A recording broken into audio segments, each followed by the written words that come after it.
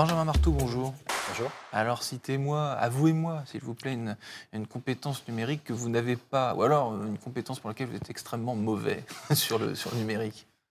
Alors, compétence numérique probablement que je maîtrise le moins bien, c'est la question de la programmation.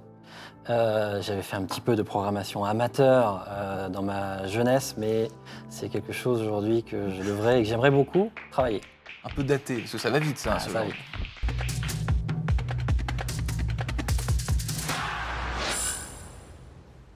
Bonjour à tous et bienvenue au Talk Décideur du Figaro, avec aujourd'hui en face de moi Benjamin Marteau, fondateur de Pix, une plateforme en ligne qui précisément est aussi un service public. D'ailleurs, l'objectif est simple, élever le niveau général des Français dans leur utilisation du numérique. Alors Pix est né en juin 2017. Est-ce que vous pouvez me raconter les coulisses de la naissance de Pix et pourquoi Pix d'ailleurs ?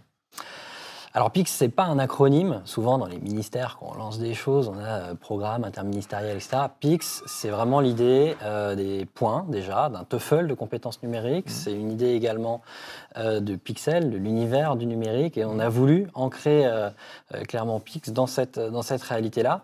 PIX est né. C'est un peu original. Souvent, on dit les startups, ça naît dans les garages, etc. Nous, on est né dans les couloirs de ministères. Et dans des locaux de ministères temporairement inoccupés. Et ce que vous voulez me dire, c'est que c'est dans les ministères que vous vous êtes rendu compte qu'il y avait besoin de compétences numériques ? Alors, c'est dans les ministères, parce que dans les ministères, on bosse aussi avec des acteurs du monde économique et en lien avec le terrain. Je prends un exemple. Moi, j'étais délégué général du Conseil national éducation et économie. À quoi ça sert, le Conseil national éducation et économie ? Ça sert à travailler, à rapprocher le monde de l'éducation et le monde de l'économie et à apporter des sujets qui peuvent être d'intérêt partagé. Là-dedans, on a des acteurs patronaux, on a des représentants de syndicats de salariés, on a des personnalités qualifiées du monde de l'éducation et des gens des ministères de l'éducation nationale et de l'enseignement supérieur. Eh bien, qu'est-ce qui s'est passé en discutant ? On s'est rendu compte que sur les compétences numériques, il y avait un océan de travail à réaliser, il y avait besoin d'une mobilisation nationale de tous les acteurs, publics et privés, sur le sujet. Et c'est à partir de là, en se disant qu'il n'y aurait pas de transformation digitale des sociétés et des économies, il y avait un risque de fracture numérique énorme, que l'on s'est mobilisé autour de Pix, autour de l'idée que les compétences numériques, il faut les travailler tout au long de la vie et qu'on a besoin d'être outillé pour ça. Et le plus tôt possible, parce qu'on parlera après de qui utilise Pix, mais en gros, à partir de quel âge on peut développer ces compétences numériques ? Parce qu'on dit à nos enfants, pas de tablette, etc., attention, mais à un moment donné, ça devient inévitable, quoi. Alors, les compétences numériques, on a coutume de dire qu'il faut les cultiver tout au long de la vie, quand on est chez Pix. Et on commence en 5e aujourd'hui. On va commencer un peu plus tôt, d'ailleurs ça a fait l'objet d'une annonce du ministre Pap Ndiaye récemment. On va commencer en 6e. Et l'idée, c'est que de la 6e jusqu'au grand âge, on peut avoir Pix qui vous aide à savoir où vous en êtes. C'est déjà des tests pour savoir où vous en êtes. La deuxième chose, vous aider à progresser, que vous soyez tout seul ou que vous soyez accompagné par des formateurs, des enseignants.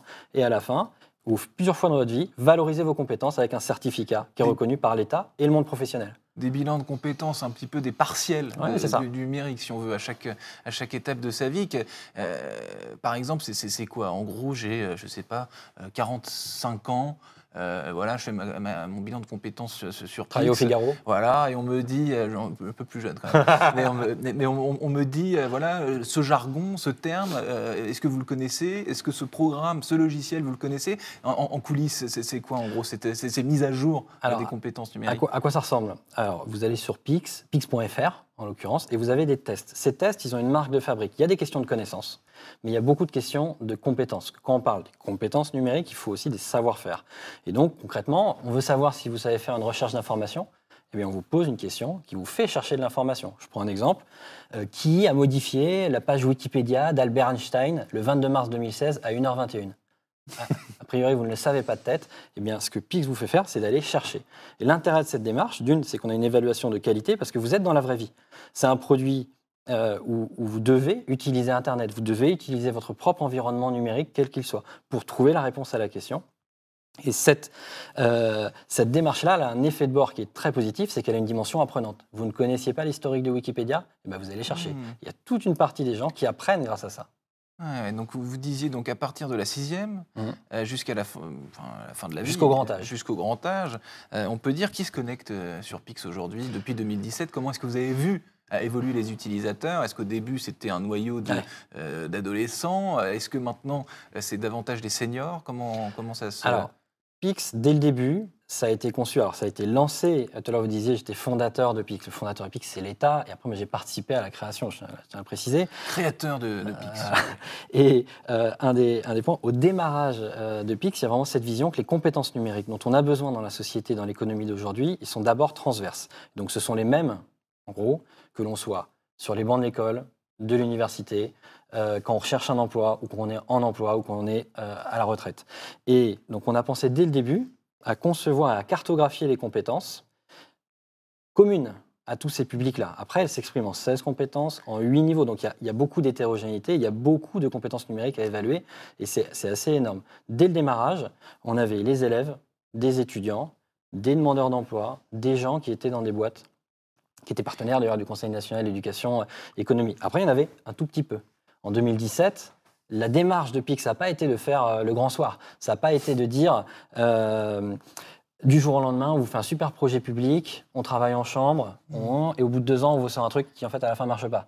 Non, la démarche, ça a été de sortir petit bout par petit bout, dans le cadre de méthodologie agile, que moi j'ai découvert, je ne connaissais pas à l'époque, qui nous ont amené à produire une version bêta au bout de 5 mois. D'ailleurs, c'était en novembre 2016 qu'elle a été publiée, avant même la création de la structure qui porte Pix aujourd'hui. Donc une version bêta où on n'avait presque rien sur la plateforme. On avait pas mal d'étudiants, on avait un peu d'élèves et on avait un peu de professionnels. Mais avec l'idée qu'il fallait être utile à tous avec un test adaptatif. Donc qui s'adapte au niveau de chacun pour pouvoir être utile à tous. Aujourd'hui, sur l'année 2022, on a eu un peu plus de 6,5 millions d'utilisateurs actifs. On a quasiment à 10% des Français qui utilisent Pix dans une année civile. Et donc vous avez noté un point intéressant, c'est que sur le numérique, il y a aussi une histoire d'intergénérationnel, c'est-à-dire qu'en coulisses, devant l'écran, les familles, les frères et sœurs, un petit-fils et son grand-père, etc., on échange. Et donc il y a aussi une formation, je dirais, de coulisses, quoi, enfin, qu'on fait de façon... ça, est-ce que vous l'appréhendez, est-ce que vous la provoquez? Est-ce que votre message, c'était aussi, mettre à jour l'application de WhatsApp de mamie, c'est très bien, mais peut-être aller un peu plus loin? C'est un très bel exemple.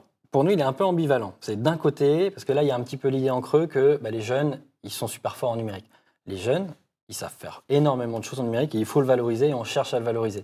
Mais les digital natives, le fait qu'on soit né avec des compétences numériques, pour nous, et on le voit d'ailleurs dans nos résultats, ça relève quand même de l'ordre du mythe. Il y a des choses qu'ils savent faire très très bien, de l'ordre manipulatoire ou sur les réseaux sociaux. Néanmoins, énormément d'autres choses qui sont liées d'ailleurs au risque, à la maîtrise des risques, aux questions de traitement de données, par exemple. On ne vient pas... on n'utilise pas un tableur comme ça. Ça ne vient pas tout seul. Et donc, il y a ce point-là. Le deuxième point qui est important, c'est qu'effectivement, ce lien, on va dire, entre des gens qui peuvent savoir faire quelque chose et d'autres qui ont besoin de l'apprendre, on essaye de l'organiser. Je prends un exemple dans une entreprise, parce que Pix, c'est un service public. On travaille, on a des offres commerciales qui s'appellent Pix Pro en direction d'entreprise. Qu'est-ce qui se passe? On fait des diagnostics de compétences pour tout le monde. Il y a plein de déploiements différents, mais admettons, on fait un diagnostic de compétences pour tous les collaborateurs. Et à partir de là, on voit des sortes de digital champions, des référents numériques, et des gens qui sont un peu plus dans le besoin et qui ont des choses à apprendre dans une compétence selon les autres. On essaye, avec la donnée que l'on recueille, de permettre aux employeurs d'organiser des matchings de cet ordre-là pour progresser, avec des contenus aussi pédagogiques qui permettent de progresser. Donc on essaye de jouer sur les deux tableaux. On essaie de jouer sur les deux tableaux, et vous disiez tout à l'heure que public et privé, tout ce monde se parle. Est-ce qu'on peut aller plus loin? Est-ce qu'en vérité, aujourd'hui, public et privé se parlent assez sur cet enjeu essentiel? Est-ce que vous décriviez au début? Sur les compétences numériques, on parle quand même de former une vingtaine de millions de Français. Donc on n'en fera jamais assez. Je pense qu'il faut déjà être clair sur ce sujet. Donc non, on ne travaille pas encore assez entre secteur public et secteur privé. Après, des initiatives comme celle de Pix, pour moi, sont très intéressantes parce qu'elles montrent que chacun peut avoir un rôle, mais qui n'est pas forcément tout à fait le même. On a besoin des forces publiques pour poser des standards, pour poser des repères. Un exemple, c'est que si on veut faire un effort national sur les compétences numériques, encore faut-il savoir de quoi on parle. C'est quoi les compétences numériques transverses? Parce que depuis tout à l'heure, je parle des compétences numériques, mais est-ce qu'on pense à la programmation? Est-ce qu'on pense à la recherche d'informations, à la protection, à la sécurité? On est partenaire par exemple avec l'ANSSI et la CNIL, Pix, pour améliorer nos contenus là-dessus. C'est un vrai sujet déjà, c'est de dire de quoi parle-t-on? Et puis ensuite, quel est le niveau des uns et des autres avec un langage qu'on connaît? Pour l'anglais, on a des standards qui sont connus. le TOEFL, le TOEIC, etc. Pour les compétences numériques, le défi qu'on s'est posé, c'est de devenir un standard de lecture des compétences numériques. Car rien n'existe aujourd'hui d'officiel, entre guillemets, sur les compétences. En fait, compétences. il existe, et comme toujours, il y a beaucoup de choses qui existent derrière. Il n'existe pas aujourd'hui de standard. Alors nous, on est en train de le devenir, partagé entre la formation initiale, ce qui se fait dans les collèges, ce qui se fait dans les lycées, ce qui se fait dans les universités, et le monde professionnel. Il y a des repères, par exemple, il y a un cadre de référence européen qui s'appelle le DITCOMP, qui pose des bases, mais il n'y a pas encore de standard clair d'évaluation des compétences numériques, et nous, on cherche à le devenir et à le partager d'ailleurs à l'échelle internationale. Parce qu'on ne réussira pas, on a un service public, mais on ne réussira pas si on reste qu'en France.